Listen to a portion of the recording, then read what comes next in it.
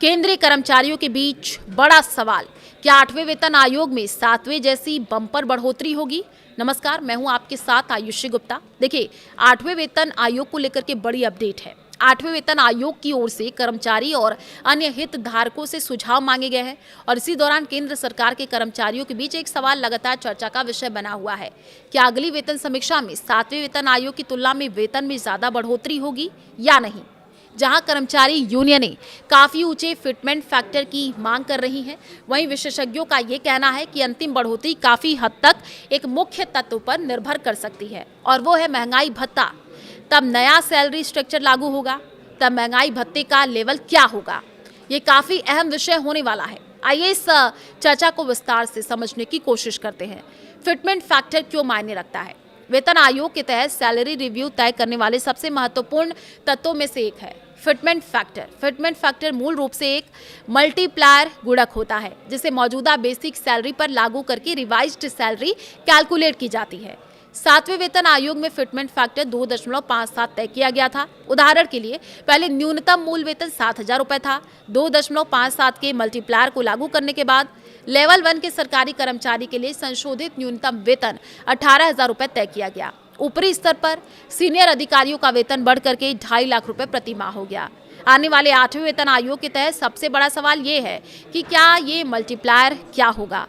तो मल्टीप्लायर तय करने में डीए की भूमिका क्यों अहम है? देखिए, फिटमेंट फैक्टर तय करने में एक मुख्य कारक ये है कि जब नए वेतन आयोग की सिफारिशें लागू की जाती है तब महंगाई भत्ते डीए का स्तर क्या होता है। आमतौर पर नया मल्टीप्लायर लागू करने से पहले जमा हुए डीए को मूल वेतन में मिला दिया जाता है। ये मिला हुआ डीए ही रिवाइज्ड सैलरी स्ट्रक्चर की गणना का आधार बनता है।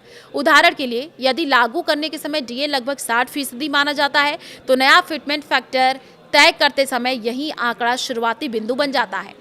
8वें वेतन आयोग में मल्टीप्लायर बहुत ऊंचा क्यों नहीं हो सकता? देखिए, मौजूदा डीए स्तर शायद सबसे बड़े कारणों में से एक हो सकता है जिसकी वजह से कर्मचारियों को अपेक्षाकृत कम फिटमेंट फैक्टर से ही संतोष करना पड़ सकता है।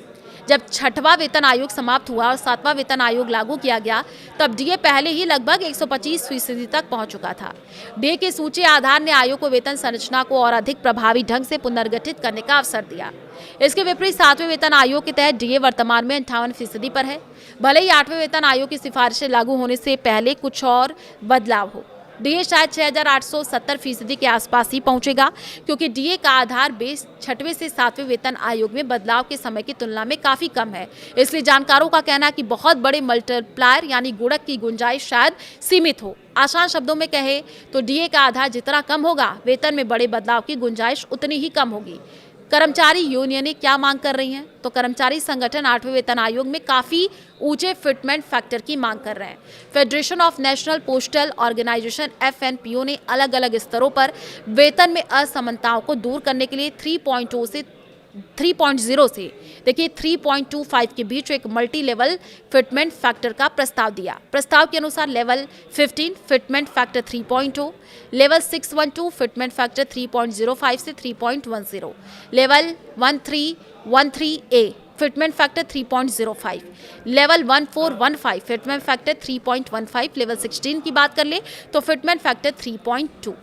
कर्मचारी प्रतिनिधियों का तर्क है कि इस तरीके की चरणबद्ध संरचना जूनियर और सीनियर स्तरों पर वेतन में सार्थक वृद्धि सुनिश्चित करेंगी।